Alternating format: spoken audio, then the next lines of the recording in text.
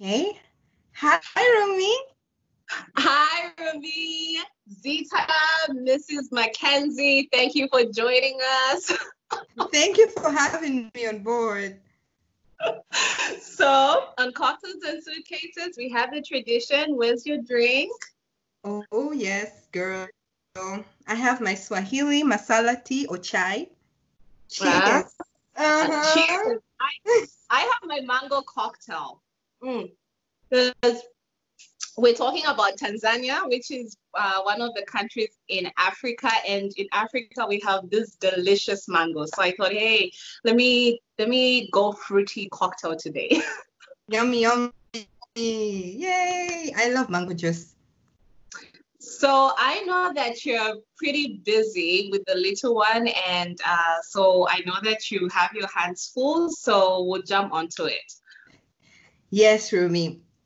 So I would love to tell you more about my beloved nation, Tanzania, even if things are a bit tough right now. But once things ease up, then I will be happy to have you in Tanzania, Rumi. So you and Lara are most welcome, and Taiwo as well.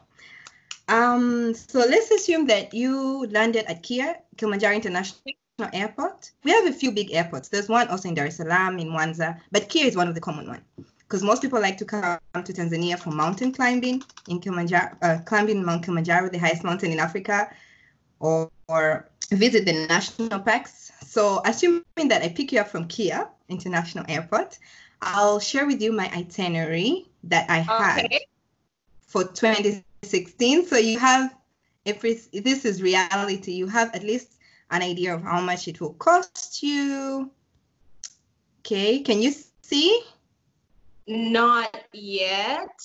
Uh, okay. Yeah. Okay. Yeah. I can. So Yeah. this is yes. So this is it's an itinerary that we used in 2016. So we got picked up from the airport, which is Kilimanjaro. We went to a lodge called the Bori Safari Lodge, spent a night. So this itinerary is for 1 week, the 1 week itinerary, and you can see how much it might cost you as an adult. About Okay. $2,000, right? Okay. But it's a bit expensive because we had a private flight. So the plane details, that was, yeah. So that's why it was a bit expensive. But if you go on a commercial flight, the price might be a bit lower, like maybe $200 or $300 less. So you're looking at spending 1,000 to who knows how much, 5,000 US dollars. It depends on accommodation, on everything. Okay. So yes, we stayed at I would say they're five-star hotels. These are nice, Serena lodges, very common. So I would pick you up from Kilimanjaro International Airport, would private car or there are taxis, there's shuttles, there's all means of transportation. I think there's even Uber right now or InDriver. Okay. Mm-hmm. So then we'll go to the lodge. Then from the lodge, we'll spend the night there because you'll be arriving late at night around 11 p.m. That's when KLM lands in Mm, Kia. Uh-huh. Then, Rumi, I will show you the biggest national park, like one. Mm-hmm. Yeah. I am ready. Let's go on that safari. The Safari Park, Serengeti National Park. I will show you some pictures of Serengeti. And this is how it would look. This is Wow. Arusha, by the way. This is the Arusha town, the clock tower. That's the center part of Arusha. One of the most delicious meal, chips mayai or kiepe. We love chips mayai. And Chips nyama my eye. choma. Oh, Ruby, I remember when you made chips my eye for me. So what? Potatoes and eggs, eh? What's chips yes. my uh, mm, Potatoes and eggs.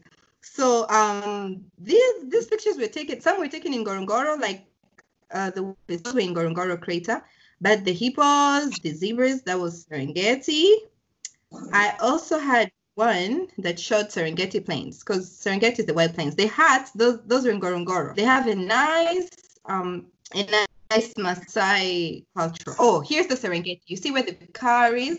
That was the yes. car we used. Yes, that's Serengeti. So that's Serengeti National Park, one of the biggest and nicest national parks in the world. It's one of the seven wonders of the world. Yes. endless Wow. plains, as you see, just the plains, they never end, and the clouds. It's so beautiful, worth a visit.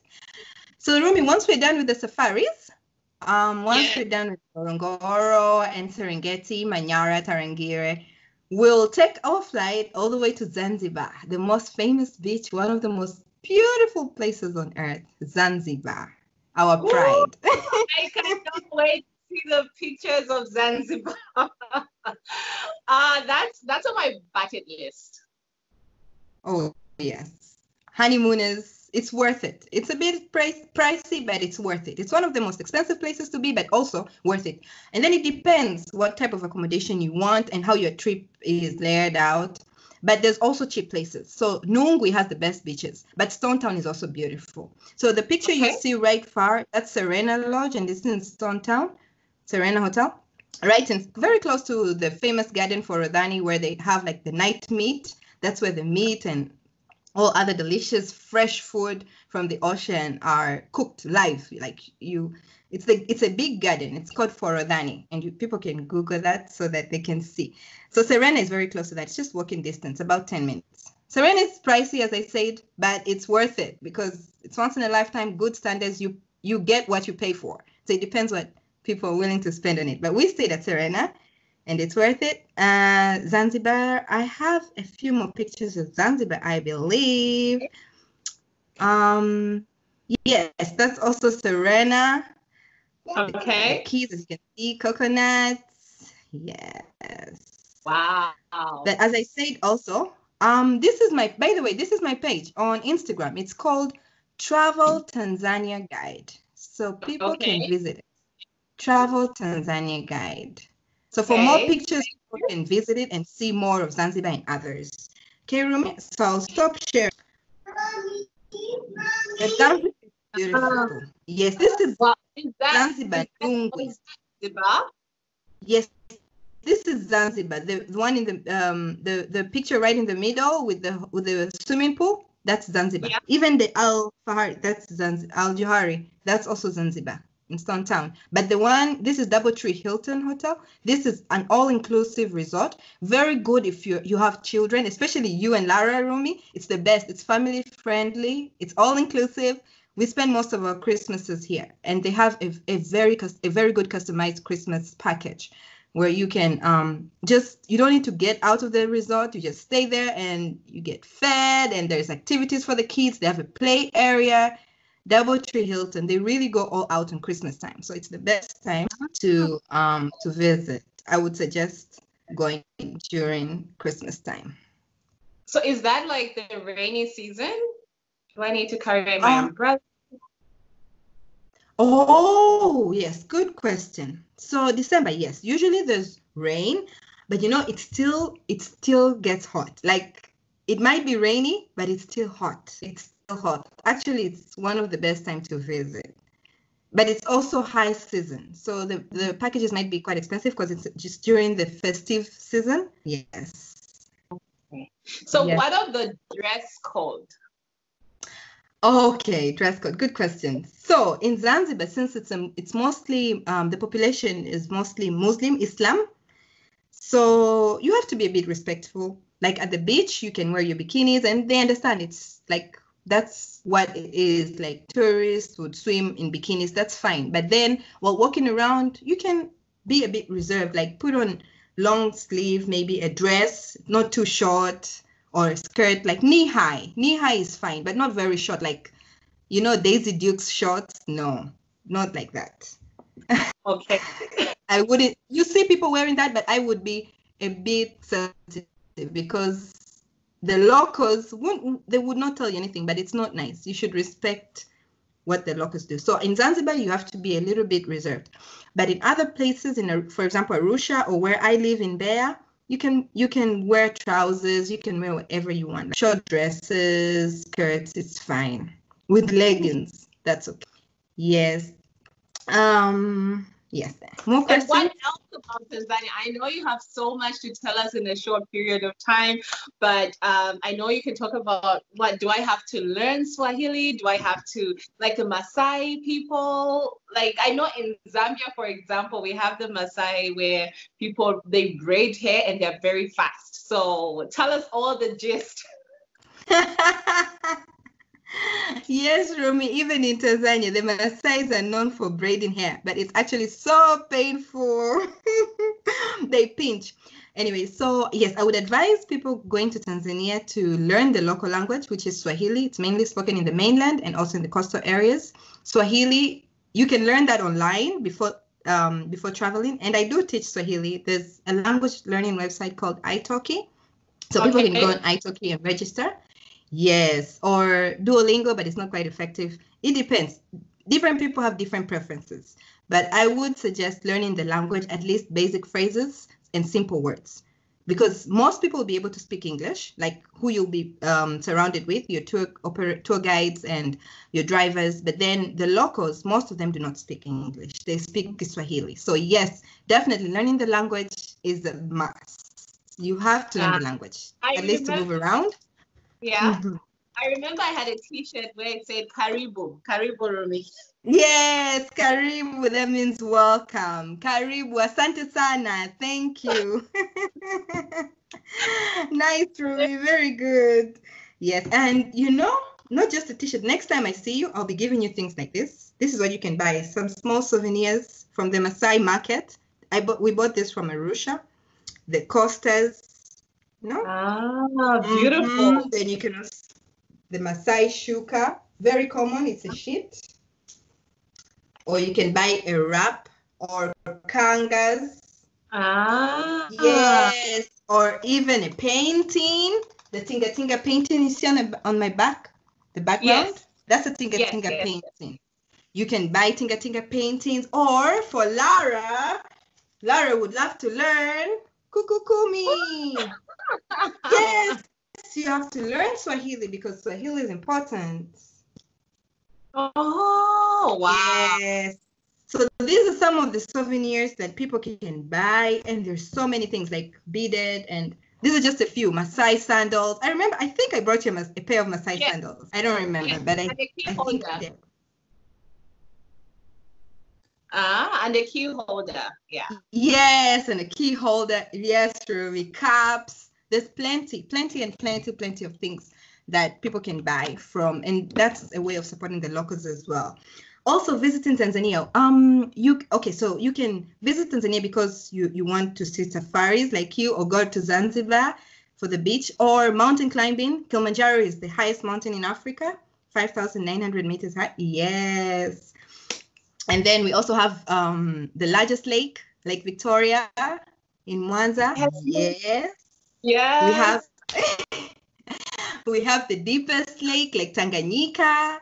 We have the second largest Ngozi crater, second largest crater lake, Ngozi crater, and that's in there. Very beautiful, very, very beautiful. So Tanzania is filled with wonders, unforgettable. Wow. Rumi, now I can't wait for the borders to open and for me to just visit Zanzibar, Arusha. I'm not a mountain climbing person, so I will leave that to the pictures and people that love climbing and hiking. Yeah. But well, you see, our country is filled with all types of packages, all types of preferences for people. I'll definitely say it's worth a visit.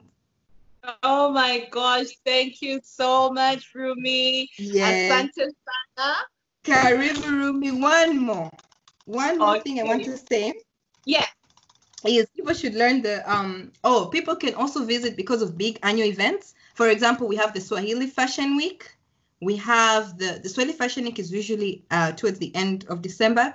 We have the Nyama Choma Festival, the meat, Nyama Choma, meat. If barbecue lovers, yes. We have the Karibu Fair. We have the Sauti za Busara, which means sounds of wisdom. It's very big musical event. They're all in Zanzibar. So there are these events, annual events that they usually take place in Tanzania that people can also plan their trip during those time, like around that time. The Sauti za Busara, Kilimanjaro Marathon, Karibu Fair. Like I said, yeah. So there's so many reasons why you want to visit Tanzania. When is the Nyama Choma festival? I'm a foodie. So when you're such a foodie.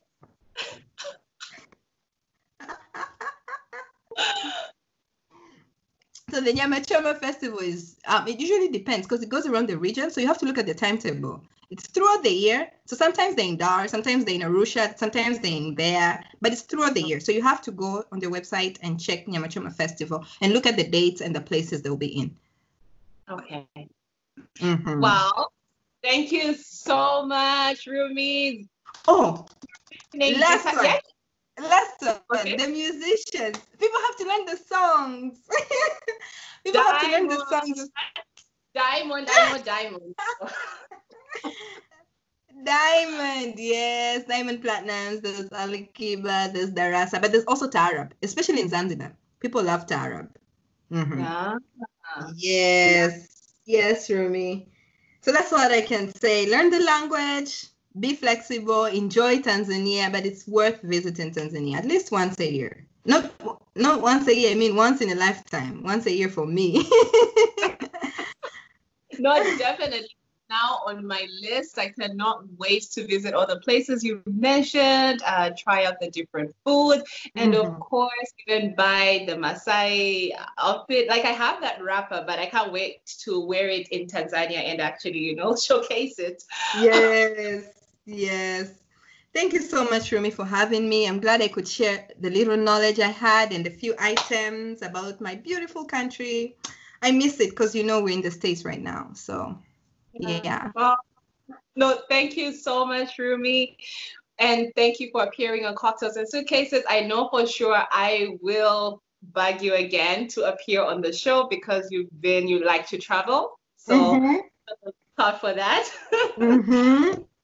Definitely, Rumi. Anytime I'm available. I'd love to share my petite 5 cents. Okay, ciao. Have a nice day. Bye. Bye.